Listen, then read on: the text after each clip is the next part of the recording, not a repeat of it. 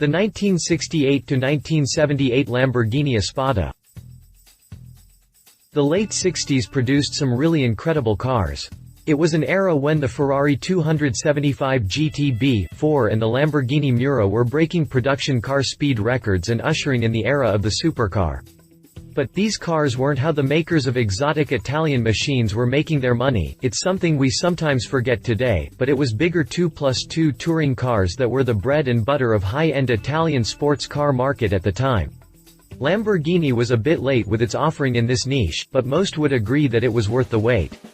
Lamborghini's first 2+2 was the Espada, named for the Spanish word for sword. It was one of the more indirect references the company would use to bullfighting, but it still counts. Like the Miura, it offered outrageous styling, although the design was different enough to not look derivative. It also offered a ton of power and class-leading interior space. It should hardly come as a surprise that it became Lamborghini's best-selling model for years to come. The car was tweaked several times over the years, and there are 3 different series of Espadas, but the biggest change from one to the next was always the interior design. Continue reading to learn more about the Lamborghini Espada. Exterior. The Espada drew on both of these cars for inspiration, although the engine was moved to the front and it got a pair of conventional doors. The Espada was styled by Marcello Gandini, of Bertone. He had designed the Miura and would later design the Countach, and you can see an evolution of his ideas in these cars. Gandini had followed up the Miura with a couple of concept cars in 1967, the Lamborghini Marzal and the Jaguar Piranha. These cars were pretty similar, with the Jaguar being the more restrained version of the idea and the Lamborghini being more flamboyant. The Marzal had gullwing doors made entirely of glass, and a rear-mounted engine to go with crazy futuristic interior. The Espada drew on both of these cars for inspiration, although the engine was moved to the front and it got a pair of conventional doors. But, with its similar shape to that of the concepts, it still looked like a car that could have had its engine in the back. It was a very bold design, the sort of thing you'd see in concepts, but only Lamborghini had the stones to put into production.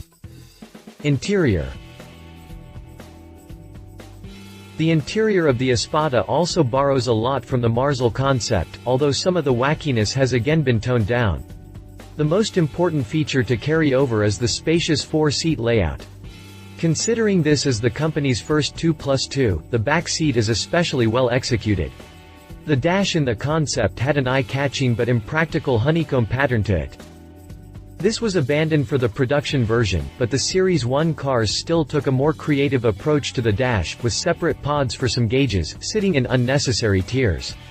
This was done away with for the Series 2, but it was a charming sort of oddball quirk while it lasted, an appropriate sort of thing for a Lamborghini.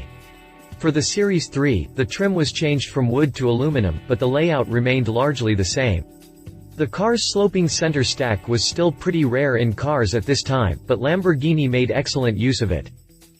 Drivetrain. The car was initially offered with only a manual transmission, but an automatic was eventually offered. This was a period when Lamborghinis had thus far all been powered by V12 engines, and the Espada followed suit. Really, it was all the same V12 in different displacements and states of tune. All of the was up until the Aventador got an all-new engine, and in this case it was a 3.9-liter version that put out 325 horsepower. This went up to 345 for the Series 2 and then back down to 321 for the Series 3. This being one of the reasons why the Series 2 cars were the most popular version of the Espada. The engine had dual overhead cams and was fed fuel by 6 side draft Weber carburetors. The car was initially offered with only a manual transmission, but an automatic was eventually offered, making the Espada one of the only cars at the time to offer both a big V12 and an automatic transmission. Although most buyers would still opt for the manual. Prices. Before Lamborghini brought out the Espada, the company had never sold more than a couple hundred units of any model of car. But, the Espada proved very profitable, and would stay in production from 1968 to 1978, in that time selling 1,217 units. So this is not all that rare of a car. Add to that the divisive nature, such extreme styling, and the fact that GT cars tend not to be as sought after as supercars, and the Espada comes in at a fairly low price. It's not difficult to find examples in the $60,000 to $70,000 range, and rare examples, such as right-hand drive Series 1 cars, will top out a little over $200,000. Cheapest of all are the cars made from 1975 to 1978, as these were fitted with big, ugly impact bumpers to meet the new U.S. safety regulations. Competition: Ferrari 365 GT 2+2. Beginning production the same year as the Espada was Ferrari's bigger 4-seat, V12-powered GT car. It had much more traditional styling, both inside and out, than the Espada. But, even though it was by far Ferrari's top model during its life, its sales figures weren't as high as the Espadas. But, the 365 was still an excellent car, possibly the most civilized road vehicle that Ferrari had built to date. The downside is that today they are much more expensive. Read our full review here. Aston Martin Lagonda. Introduced toward the end of the Espada's production life, the Lagonda represents of Aston Martin's rare forays into the world of weird and outrageous styling.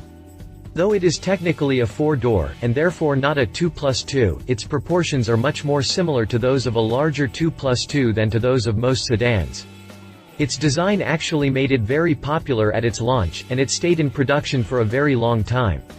Today it has the kind of charm that a desperately weird car from an ordinarily very conservative company can have.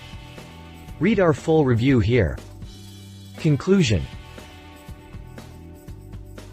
though the Countach and its 16-year production would eventually outsell the Espada, it was the Espada that made Lamborghini into a company that could sell just over 2,000 units of the Countach. Sure, the Miura deserves a lot of credit for putting Lamborghini on a lot more people's radar than it had been previously, but the Espada is where the company actually made the money to expand. And it's not hard to see how that worked out. The Espada did an amazing job of combining the flamboyance that the marque did so well with a bit of extra practicality that made it so much easier for customers to justify buying one. It's a car that deserves a lot more credit. Love its surprisingly roomy interior for 4 adults, excellent modernist styling, one of the more powerful 2+2 Italian cars of its day. Leave it not especially rare styling is not for everyone, not a Miura. If you liked this video, please share your thoughts in the comments below and don't forget to hit the subscribe button.